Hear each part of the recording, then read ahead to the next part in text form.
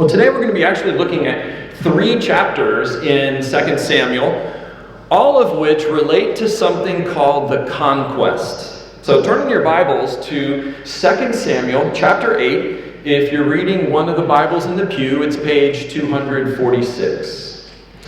And in addition to chapter 8, we're also going to be studying chapters 10 and 21. And I think you're going to see how all 3 of these chapters put together relate to the conquest. But conquest? What conquest? Well, I'm talking about the conquest of the promised land of Canaan. When God freed the people from slavery in Egypt, He told them that He was going to take them back to the promised land. That was the land of Canaan, the land of their forefathers, Abraham, Isaac, and Jacob. But when they returned to the land of Canaan, it was not as if the land was empty and they could just go in and set up new homes, new towns. Think about it. When you go on vacation, you lock up your house and you expect to return after a week, or maybe you're gone for 2 weeks. You expect to return to the house just as you left it.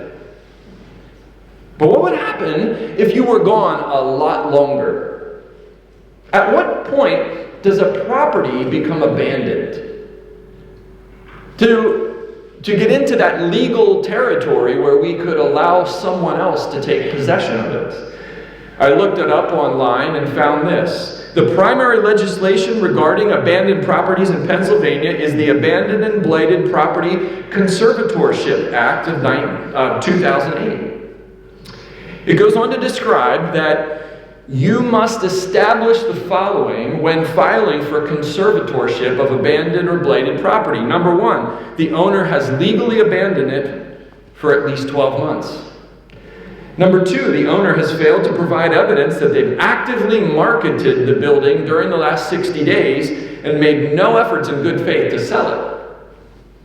Thirdly, no individual or non-governmental entity has a pending foreclosure action on the property. And 4th, the current owner has failed to present sufficient evidence that they acquired the property within the last 6 months. The bottom line is this. If a property is vacant for 365 days, there is a legal process whereby another party can legally take over that property. But Israel was gone from the promised land of their forefathers for way more than 365 days. They were in Egypt for over 400 years. Think about how much can change in 400 years. Do you know what life was like in North America in 1624? First of all, I have to call it North America because there was no United States of America back then. That wouldn't happen for another 152 years. And it would take a conquest of our own, right? The Revolutionary War. 400 years is a long time. Loads of change can happen. Not only did the family of Abraham, Isaac, and Jacob there in Egypt grow into a nation, so did the many other nations that now lived in Canaan. So for Israel to occupy the land, the promised land of Canaan, they'd have to fight for it. So after God freed them from slavery in Egypt, they wandered in the wilderness for 40 years and finally made it to the banks of the Jordan River. When Israel camped on that eastern shore of the Jordan River, they were about to begin a military conquest. Moses passed away. Joshua became the next leader of the people. And for the next several decades, they fought numerous battles and established themselves in the land. They defeated most of the Canaanites who were living there, but they never completed the conquest. During the period that came next, after Joshua died, the period of the judges, and throughout the reign of King Saul, they had pretty much allowed the conquest to stall out. They had plenty of conflict. They were regularly battling against some of these different people groups, especially the Philistines. but they never fully occupied the promised land of Canaan. That is until we get to David. A few weeks ago, we learned that when David became king of all Israel, he restarted the conquest. And one of his first moves was to conquer Jerusalem from the Jebusites. There, David made his palace, and he brought the Ark of the Covenant into the city. And as we learned last week, David also wanted to build a temple for God there, but God told him no. And one reason God said that David was not the one to build the temple was because David was a warrior king with a lot of blood on his hands. We're going to see that blood very clearly today as we look at these 3 chapters that describe how the conquest unfolded. So let's get started. Look at 2 Samuel chapter 8, verse 1. We read this: "In the course of time, David defeated the Philistines and subdued them. And he took Metheg-Ammah from the control of the Philistines. David also defeated the Moabites. He made them lie down on the ground and measured them off with a length of cord. Every 2 lengths of them were put to death, and the 3rd length was allowed to live. So the Moabites became subject to David and brought him tribute. Moreover, David defeated Hadadezer, son of Rehob, king of Zobah, when he went to restore his monument at the Euphrates River. David captured 1,000 of his chariots, 7,000 charioteers, and 20,000 foot soldiers. He hamstrung all but 100 of the chariot horses. When the Arameans of Damascus came down to help Hadadezer, king of Zobah, David struck down 22,000 of them. He put garrisons in the Aramean kingdom of Damascus, and the Arameans became subject to him and brought tribute. The Lord gave David victory wherever he went." David took the gold shields that belonged to the officers of Hadadezer and brought them to Jerusalem. From Tabah and Berothai, towns that belonged to Hadadezer, King David took a great quantity of bronze. When Tau, king of Hamath, heard that David had defeated the entire army of Hadadezer, he sent his son Joram to King David to greet him and congratulate him on his victory in battle over Hadadezer, who had been at war with Tau. Joram brought with him articles of silver, of gold, and of bronze. King David dedicated all these articles to the Lord, as he had done with the silver and gold from all the nations he had subdued: Edom and Moab, the Ammonites and the Philistines and Amalek. He also dedicated the plunder taken from Hadadezer, son of Rehob, king of Zobah. And David became famous after he returned from striking down 18,000 Edomites in the Valley of Salt. He put garrisons throughout Edom, and all the Edomites became subject to David. The Lord gave David victory wherever he went. Take note of those 2 verses, 6 and 14. In both of them, the author describes the Lord empowering David, giving him victory. Just as Eric illustrated for us, God was at work. God empowered David and his soldiers to complete the conquest, just as he promised centuries before through Moses. Now take a look at verses 15 and 18, or through 18. In verse 15 we read this: "David reigned over all Israel, doing what was right and just for all his people." And then in verses 16 through 18 we have a list of his royal officials. So in chapter 8, really quickly we see 2 major principles. First, as David strives to complete the conquest of Canaan, God gave David victory. It was God that was at work. And then secondly, we see that David ruled with righteousness and justice for all. Now remember, Israel was a theocracy. A theocracy is a nation that is organized around a religious system. For Israel, God was their true king. His law was the law of the land. God was the true shepherd of the people. David was just simply an under-shepherd. Now, in our day and age, it's maybe hard to think of a theocracy, but we could go back in history to Great Britain. They had some similarities to theocracy. The king or queen was not only the leader of the nation, but also the leader of the national church. It actually still technically is that way today. But in recent centuries, England has shifted away from that kind of theocratic monarchy. And what is interesting is to look at our own history. Our American forefathers intentionally chose not to create a nation like that. We do not live in a theocracy. And thus, we should not view our nation or our leaders as having a special mandate from God. A special mandate for which God gives them victory. We should not view it that way.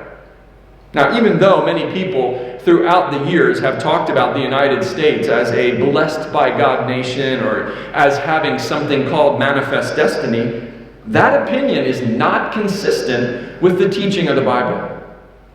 The only nation in history that was chosen by God for such a special purpose is that ancient nation of Israel under the Old Covenant. But they broke that covenant. And now God has entered into a new covenant, but not with a geographical nation or people group. Instead, God has entered into a new covenant through Jesus' life, death, and resurrection with all those who are in Christ. Therefore, we American Christians take a stand against any idea of Christian nationalism in our country. Now, for sure, any leaders of any nation or organization, or even in our own families, can learn from the example of the leadership of David. We read there that he led with righteousness and justice, empowered by God. In other words, one principle of this passage is that the character of a leader is of utmost importance. This is not saying that a leader is to be perfect. We already heard the story of David and Bathsheba and Uriah, where King David abused his power to commit adultery and murder. David was not perfect by any stretch of the imagination, but he demonstrated the character to confess his sin when he was called out. That kind of humble self-reflection that leads to admitting one's sins is in line with righteousness and justice. We need leaders who are humble like that. But let's not just assume that we know what righteousness and justice are. As we just read, David led with righteousness and justice. What does that mean? Let's take a moment and study those two words, especially when we consider that they form a very important principle of leadership. Whether you're a leader at work or whether you're a parent or a grandparent in your family. Leaders of character are people who lead with righteousness and justice. First of all, what is that word justice? It's a Hebrew word that relates to measurement. It's a proper measurement. You know how a tape measure is called a rule? Or a ruler is a stick for measuring inches or feet. You can see in English how words like law and rule are connected to measurement. There is a standard, whether you see the Bureau of Weights and Standards sticker on your local gas pump when you go to get gas, or whether it has to do with the speed limit or taxation. There is a side of justice that is all about following the rule of law. A judge or a jury in a courtroom hears a case and pronounces a ruling. That's that first concept of justice. But then we read that David not only ruled with justice, he also ruled with righteousness. It's a different Hebrew word. Now, there are many places in our English Bibles where that other Hebrew word is also translated justice, which gives us an idea that the two terms are very much thematically related. But this word is often also translated righteousness, because it speaks to what is right. It's also very much a community-oriented word. Some define it as loyalty to a community. One scholar writes this: it includes the elimination of anything breaking the peace or preservation of good order in the community. So when you put these two terms together, justice and righteousness, what emerges is a very well-rounded idea of a society that is whole. A society that is flourishing because there is both justice and righteousness. And in the Old Testament Hebrew, the famous word that we use for this is shalom. It's commonly translated by our English word peace. But it's so much more than just a peace treaty between two warring parties. Shalom is when we are in right relationship with God and with others. There's wholeness and flourishing for all. This especially means that there is a passionate attention to the places and people in our community who are not experiencing justice and righteousness. It means that we nurture sympathy for people who are on the margins. It means that we are experiencing empathy. We are hurting along with them. And this is why Jesus' parable of the sheep and the goats makes such a clear point of this. I'm going to read it, but you can also turn there. It's on page 807, Matthew chapter 25, starting in verse 21.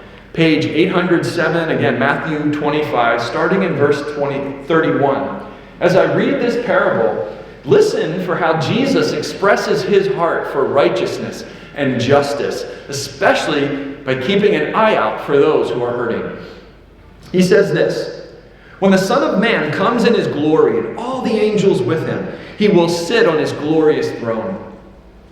All the nations will be gathered before him, and he will separate the people one from another as a shepherd separates the sheep from the goats. He will put the sheep on his right and the goats on his left. Then the king will say to those on his right, 'Come, you who are blessed by my Father, take your inheritance, the kingdom prepared for you since the creation of the world. For I was hungry, and you gave me something to eat. I was thirsty, and you gave me something to drink. I was a stranger, and you invited me in. I needed clothes, and you clothed me. I was sick, and you came to visit me. I was in prison, and you ministered to me.' Then the righteous will answer him, 'Lord, when did we see you hungry and feed you? Or thirsty and give you something to drink? When did we see you a stranger and invite you in, or needing clothes and clothe you? When did we see you sick or in prison and go visit you?' The king will reply, 'Truly I tell you, whatever you did for one of the least of these, my brothers and sisters, you did for me.' Then he will say to those on his left, 'Depart from me, you who are cursed, into the eternal fire prepared for the devil and his angels. For I was hungry, and you gave me nothing to eat. I was thirsty, and you gave me nothing to drink. I was a stranger, you did not invite me in. I needed clothes, and you did not clothe me. I was sick and in prison, and you did not look after me.' They will also answer, 'Lord, when did we see you hungry or thirsty, or a stranger, or needing clothes, or sick or in prison, and did not help you?' He will reply, 'Truly I tell you, whatever you did not do for one of the least of these, you did not do for me.' Then they will go away to eternal punishment, but the righteous to eternal life." It is of utmost importance, Jesus says, how we treat people in need. People who are oppressed. People who need food, clothing, homes, healing, people in prison. And when we care for them, we're not only doing the right thing, Jesus says we're ministering to him. We sacrifice on behalf of those in need. That's a vision of righteousness and justice. In other words, we lead with righteousness and justice, not only by following the law, not only by speaking the truth, both of which are vital, but also by how we treat others. Especially, Jesus says, by how we treat the vulnerable. So in both the New Testament and the Old Testament, we see God's heart in this numerous times when he says that we are to be people who care for the widow, the orphan, the foreigner. That is ruling and leading with righteousness and justice. And so God gives David victory as David leads the nation of Israel with justice and righteousness. We see that clearly in chapter 8. Now let's skip ahead to chapter 10. We're going to read a story here in the first few verses of 2 Samuel chapter 10 that kind of starts off with some dark comedy. Get a load of this. In the course of time, the king of the Ammonites died, and his son Hanun succeeded him as king. David thought, I will show kindness to Hanun, son of Nahash, just as his father showed kindness to me. So David sent a delegation to express his sympathy to Hanun concerning his father. When David's men came to the land of the Ammonites, the Ammonite commander said to Hanun their lord, do you think David is honoring your father by sending envoys to you to express sympathy? Hasn't David sent them to you only to explore the city and spy it out and overthrow it? So Hanun seized David's envoys, shaved off half of each man's beard, cut off their garments at the buttocks, and sent them away. Can hardly believe I just read that from the Bible in a worship service. Did you know that was in there? I had not remembered that story before this week. What the Ammonites do to what essentially was an Israelite peace delegation would be very shameful. And in our day too. Could you imagine if we sent a peace delegation to North Korea, and the North Koreans forcibly shaved the heads of the men and women in our delegation, and then cut off their garments at the waist and kicked them out of the country, so they had to walk through the airport like that? You know what we call that? An act of war. This is exactly what it was. We keep reading in verse 5. When David was told about this, he sent messengers to meet the men, for they were greatly humiliated. The king said, stay at Jericho until your beards have grown, and then come back. When the Ammonites realized that they had become obnoxious to David, they hired 20,000 Aramean foot soldiers from Beth Rehob and Zobah, as well as the king of Maacah with 1,000 men, and also 12,000 men from Tob. On hearing this, David sent Joab, who was his general, out with the entire army of fighting men. The Ammonites came out and drew up in battle formation at the entrance of their city, while the Arameans of Zobah and Rehob and the men of Tob and Maacah were by themselves in the open country.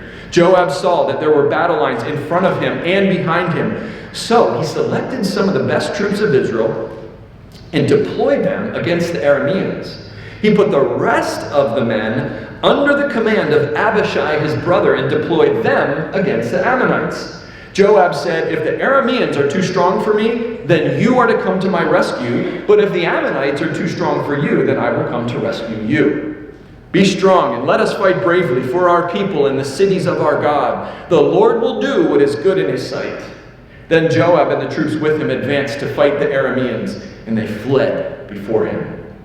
When the Ammonites realized that the Arameans were fleeing, they fled before Abishai and went inside the city.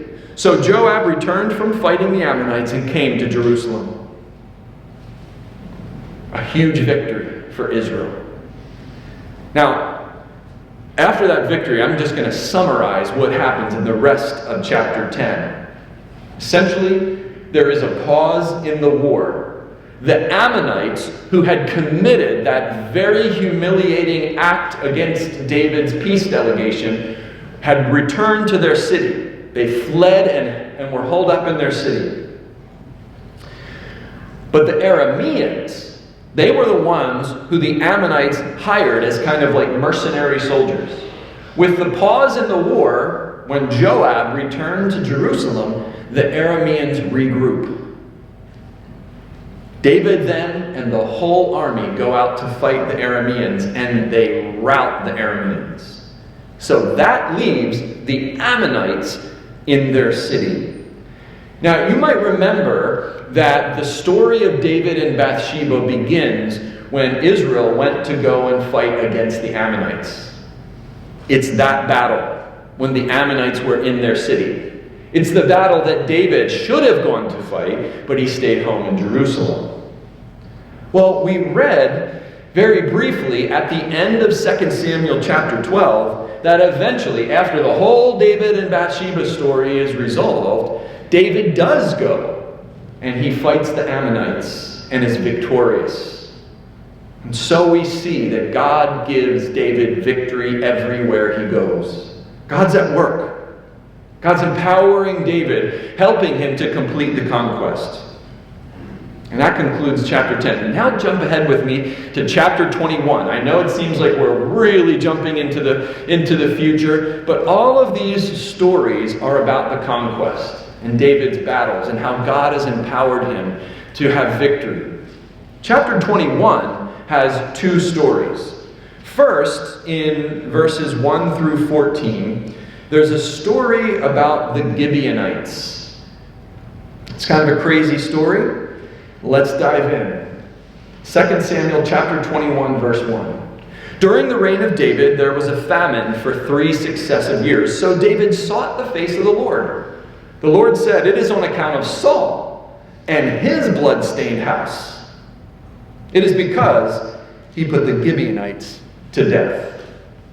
Famine is awful. We've never had to experience it here in Lancaster County, maybe ever. But from 1930 through 1936, our country did experience a famine called the Great Dust Bowl. Huge tracts of the American Midwest, prairie lands, all the way up into Canada, suffered drought and there was dust everywhere. Thousands of people moved to different parts of the country to get away from the Dust Bowl. And in fact, some believe that about 7,000 people died in the events of itself. Well, here in Israel, there's famine for 3 successive years, and David goes right to the Lord. That was his normal pattern, to go to God and ask, what is going on? Lord, help us. And God tells him, the famine is happening because of something terrible that his predecessor, King Saul, did years before. Now, the story of Saul and the Gibeonites is not recorded anywhere in Scripture. This is the only time it's mentioned. He did something awful. He murdered Gibeonites. That shouldn't surprise us because it is very much in line with the kind of person that King Saul was. He was unhinged. You remember the story when Saul killed more than 80 priests and their families? We studied that when David was fleeing from Saul. So it's no surprise that Saul would murder a group of people called the Gibeonites. And God says to David, you remember how I have called you. I'm kind of reading between the lines here. He's basically saying, David, do you remember how I have called you to be a king who leads with righteousness and justice? Well, you're going to need to deal with this because what Saul did was not righteous and it was not just. Here's what happens. The king, David, I'm reading again, summoned the Gibeonites and spoke to them. Now, the Gibeonites were not part of Israel, but were survivors of the Amorites. The Israelites had sworn to spare them, but Saul, in his zeal for Israel and Judah, had tried to annihilate them. David asked the Gibeonites, what shall I do for you? How shall I make atonement so that you will bless the Lord's inheritance? The Gibeonites answered him, we have no right to demand silver or gold from Saul or his family, nor do we have the right to put anyone to death. Now, David clearly is in a negotiation here. He wants to make things right. God has told him the land is experiencing famine because of this situation. He needs to make it right. He needs to bring righteousness and justice. David's words are, how can I bring atonement to this? How can I make it right? Seems like enough time has passed that the Gibeonites take somewhat of a measured approach in their part of the negotiation. Notice how they word it. They said, we have no right to demand silver or gold. Now, when I read that, my first thought was, why not? Is it because they're not citizens of Israel? Is it because Saul was a king and could do what he wanted? Is it because they're just being humble? It seems to me they definitely have a right to demand something, maybe reparations, a payment that would lead towards atonement to deal with this. Saul decimated them. It leads to that question, what is justice here? How do we make this right? But they also say they don't have the right to impose the death penalty. Well, that one is obvious because only a legal system has the right to impose the death penalty. My way of thinking, still, they could ask for it. They could take the posture of a lawyer, right? Making a case. Think about how justice works in our legal system. They were treated with a serious injustice when Saul murdered people from their clan. What would bring justice to that situation? What would make it right?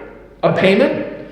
A demand for some kind of justice? What is it, though? I think what's happening here is more about negotiation. In answer to David's first question, what shall I do for you? How shall I make atonement? Their answer is basically, well, there are two possibilities that we think of, David. We think of reparations, a financial payment, or we kind of think a death penalty. But we don't have the right to ask for any of those. Seems like they're being really wise here. They're showing awareness of who has the power in this negotiation. It's David. Only David.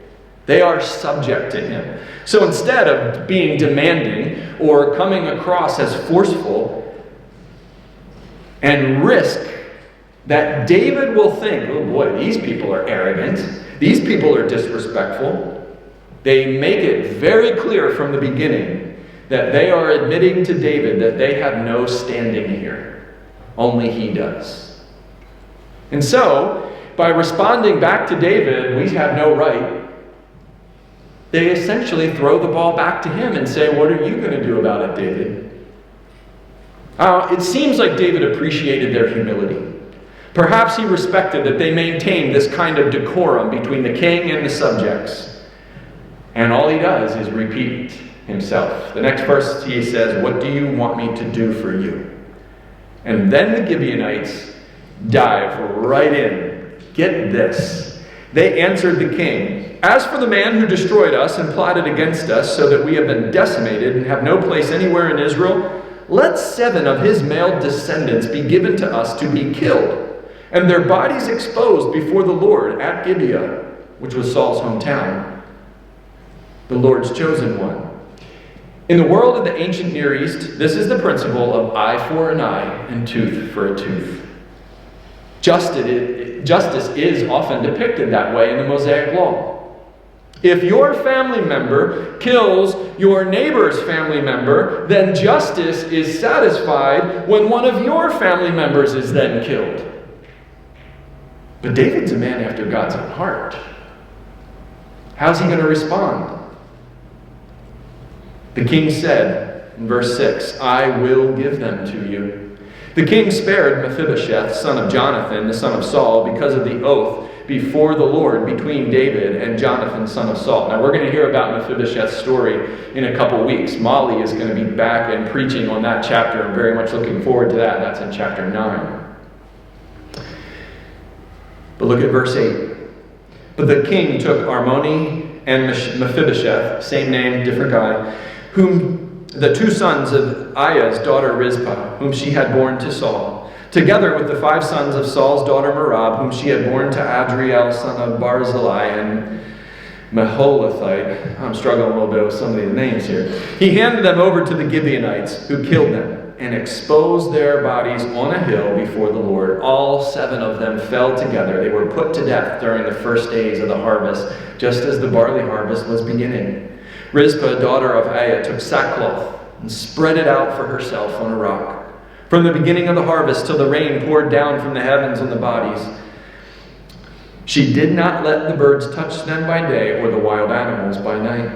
When David was told what Aiah's daughter Rizpah, Saul's concubine, had done, he went and took the bones of Saul and his son Jonathan from the citizens of Jabesh Gilead. They had stolen their bodies from the public square at Bethshan, where the Philistines had hung them after they struck down Saul on Gilboa. David brought the bones of Saul and his son Jonathan from there, and the bones of those who had been killed and exposed were gathered up. They buried the bones of Saul and his son Jonathan in the tomb of Saul's father Kish at Zelah in Benjamin, and did everything the Lord commanded. After that, God answered prayer in behalf of the land, which is to say, the famine was over. Is that justice? It's hard to say. It's brutal.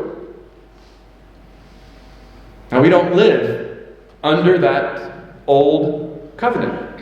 We Christians live under the new covenant in Jesus, and look at what Jesus said.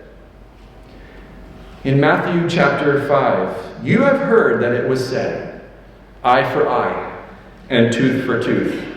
But I tell you, do not resist an evil person. If anyone slaps you on the right cheek, turn to them the other cheek also. And if anyone wants to sue you and take your shirt, hand over your coat as well. If anyone forces you to go 1 mile, go with him 2 miles. Give to the one who asks you, and do not turn away from the one who wants to borrow from you. You have heard that it was said, love your neighbor and hate your enemy. But I tell you, love your enemies and pray for those who persecute you, that you may be children of your Father in heaven. He causes his sun to rise on the evil and good, and sends rain on the righteous and the unrighteous. If you love those who love you, what reward will you get? Are not even the tax collectors doing that? And if you greet only your own people, what are you doing more than others? Do not even pagans do that? Jesus is saying there is a new way of the kingdom that thinks differently about our interaction when it comes to people who we would consider enemies. That could be someone in our own family who hurt us. That could be someone in our work who is constantly, well, just that person you struggle with at work. It's not always just the boss. Sometimes it's that difficult coworker. It may be someone in the church family. It may be someone of a different political party. Love your enemies. Very different perspective to justice in Jesus' kingdom.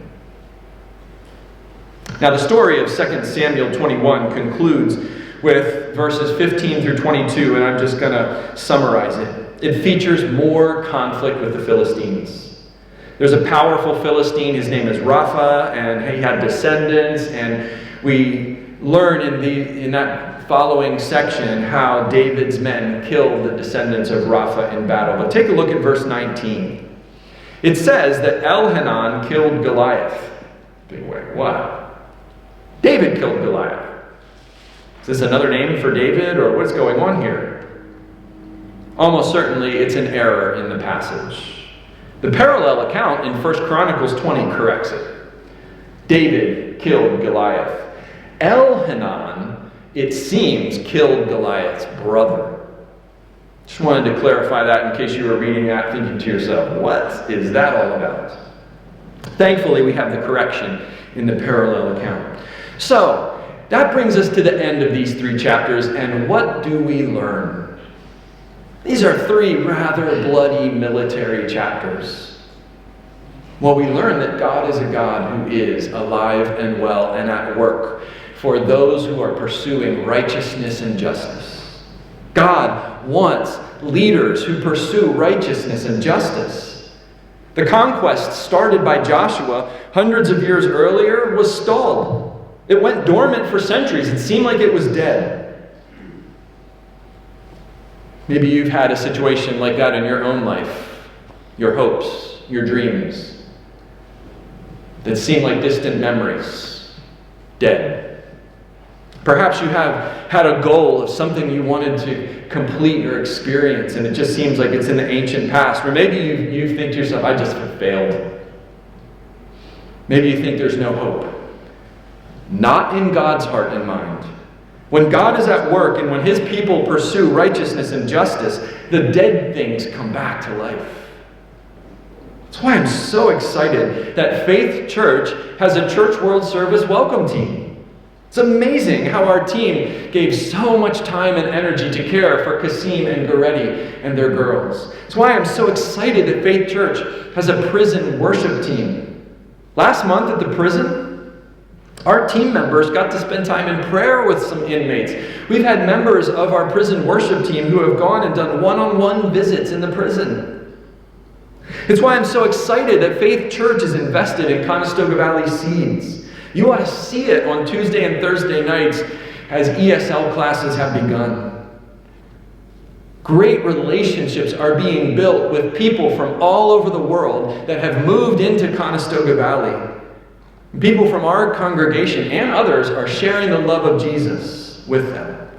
So while there is no longer any conquest, under the new covenant, we Christians are reminded how Jesus taught us to pray.